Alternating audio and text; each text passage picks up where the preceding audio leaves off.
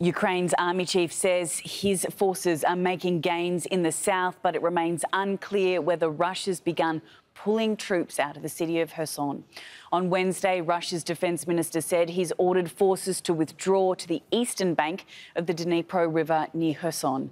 But Ukrainian officials are worried their troops may walk into booby traps or be ambushed. We have 3 reporters on this story. In a moment, we'll get reaction from Mohammed Val in Moscow and Jonah Hull in Kyiv. But first, let's get the latest from Asad Beg in Zelenodolsk. Asad, what more can you tell us? What have you seen? What have you witnessed? Well, we've been in Kherson this morning and today, and the artillery battles are still taking place. You can still hear the shelling taking place between the two militaries, the Ukrainians and the Russians, and the missiles going overhead. But when you actually go through Kherson, you realize that the towns and villages that the Russians have withdrawn from. Now, what happens is that when the Ukrainians take a village or a town, Kherson is mainly rural flatland, so they end up taking loads of territory. But when the Ukrainians take a town or village, the Russians can still shell them, and that's exactly what's been going on. We've just come from a town that's been completely destroyed. We went through it, and there wasn't a single building that hadn't been damaged, that didn't have shrapnel damage or bullet holes. There was no electricity, there was no water, and there's hardly anybody left. We found a handful of people, and where the Russian forces had been stationed, well, that was completely destroyed, and there was weaponry that was left behind. Now, when we speak to Ukrainian soldiers, they're proceeding with caution. They don't trust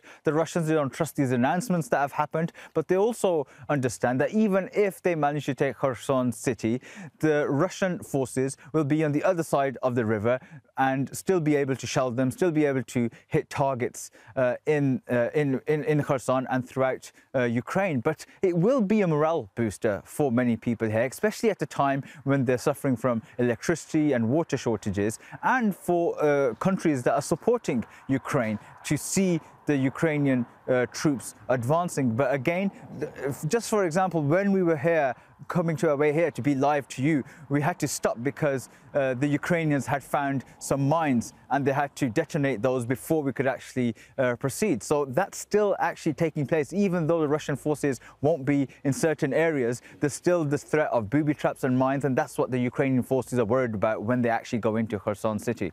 Well, Asad, we really appreciate the update given everything that just happened. Asad Beg live for us there. Stay safe. Let's bring in Jonah Hull, who is in the capital, Kyiv. Jonah, what does this all mean in terms of the war?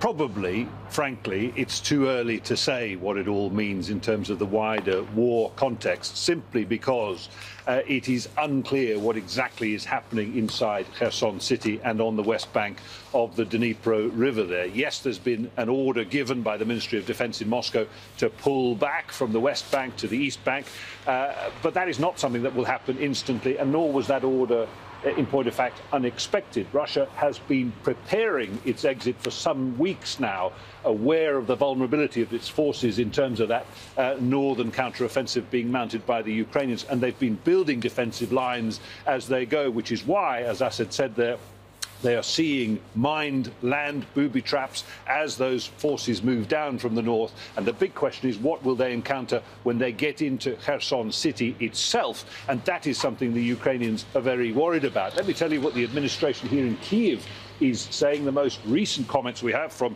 Mikhailo Podolyak, he's a senior advisor to President Zelensky, saying that Russia is likely to be booby-trapping the city as it makes its exit from the city of Kherson, mining everything it can, from apartments to sewers, planning then not just to reduce the city itself to violence as Ukrainian troops move in, but also to shell it from the east bank, where it has repositioned its artillery units over the last few weeks, planning to turn it into, he said, a city of death. So the Ukrainians moving extremely cautiously, extremely carefully. And of course, Volodymyr Zelensky, the president himself, last night, talking about the news as it was unfolding, urging caution, urging restraint. The enemy, he said, does not bring us gifts.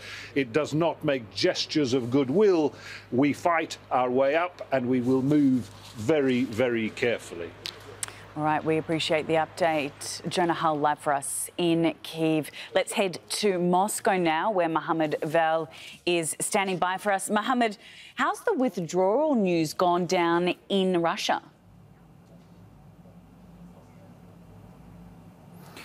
Well, Emily, it's a mixed reaction here about this order to withdraw from Kherson. But as you know, when it comes to decisions coming from the supreme leadership, even the hawks have to toe the line. We have, for instance, the Chechen leader Ramzan Kadyrov, who wants a more aggressive approach to the war.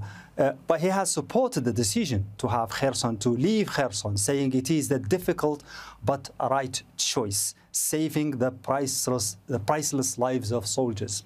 So the hawks, even though they like this war to be tougher, they like action in Ukraine to be tougher against the enemy, they are towing the line, as I said, and they are supporting this decision. You know that also in Russia, most of the opposition is not able to be heard because the opposition sites, websites and outlets are suppressed here most of the time.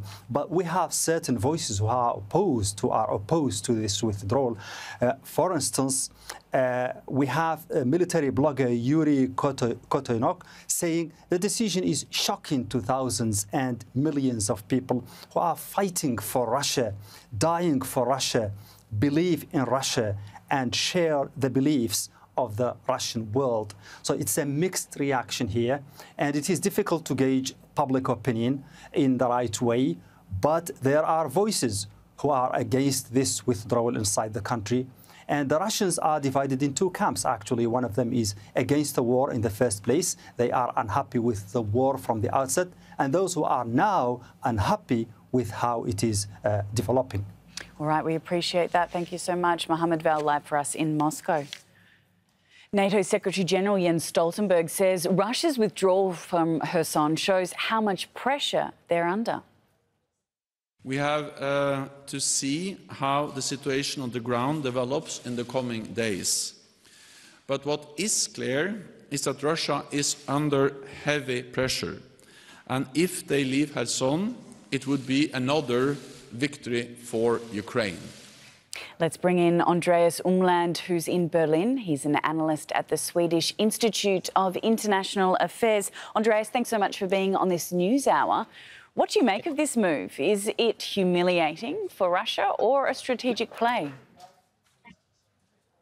Well, it is indeed for Russia an embarrassment because Kherson was the only major regional capital that Russia was able to occupy, and now it has to also leave this regional capital. It has not been able to capture another regional capital, Zaporizhia, although it has annexed the regions of Kherson and Zaporizhia.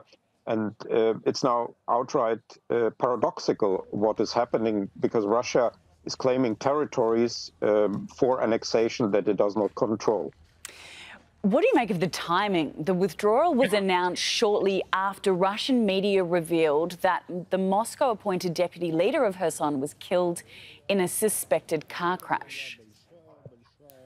I don't think that Stremuzov's death, that's the name of the official, plays much of a role here. Rather, it has purely military reasons that the troops in Kherson were under strain and they could not be supplied, and so there wasn't much choice here for the Russian military leadership than to withdraw. We've seen a pattern in this war that every time Russia suffers a major military setback, there is a response then targeting the civilian population. How cautious should Ukrainian officials be? Yes, this has been the pattern that has been emerging now, that Russia simply attacks civilian targets deep in the Ukrainian hinterland that do not have actually any direct meaning for the war itself, for the fighting on the front line, but which are used as targets in order to exert pressure on the Ukrainian population, on the Ukrainian leadership, on the West, in order to perhaps create then streams of refugees from Ukraine to the West, and to put the entire Ukrainian society under stress. Where does this leave negotiations to end the war? Well, one could have negotiations, but it's difficult now to negotiate because what is happening is now that we have territories that are, according to the Ukrainian constitution and to international law, Ukrainian territories, but these territories are under the Russian constitution, Russian territories. And Putin is obliged by the Russian constitution to defend the Russian constitution and the territorial integrity of the Russian state.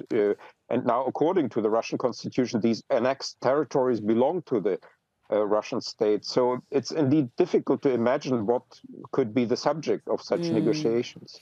Well, we really appreciate your analysis. Andreas Umland in Berlin, an analyst at the Swedish Institute of International Affairs. Thank you. Thanks a lot.